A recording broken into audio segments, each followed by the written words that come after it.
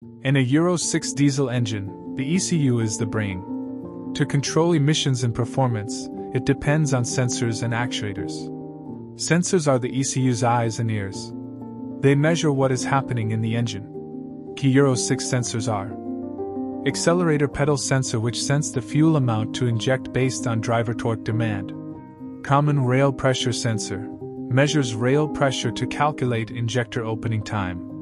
CAM, crank position sensors, measure engine revolution.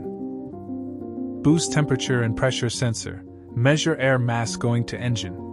Actuators are the ECU's hands. They do the work based on ECU commands. Important actuators are: fuel injectors, intake throttle, which reduces excess intake air, EGR valve, which sends burn gases in intake to reduce NOx emission, VGT turbo actuator, speeds up the engine boost, fuel pump, maintains fuel pressure in common rail system, and exhaust throttle, which increase exhaust manifold pressure. In Euro 6 technology, engine uses two throttles, one on the intake side and one after the turbine. The intake throttle controls air mass entering the engine by throttling and helps EGR drive by creating lower pressure in intake compared to exhaust manifold pressure.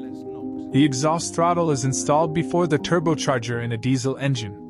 By partially closing, it increases exhaust back pressure and raises exhaust gas temperature.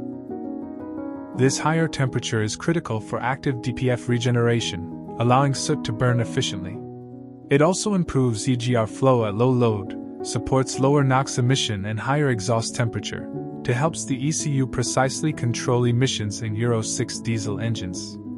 Other engine sensors are: inlet air temperature sensor, ambient pressure sensor, coolant temperature sensor, exhaust manifold pressure sensor, exhaust temperature sensor.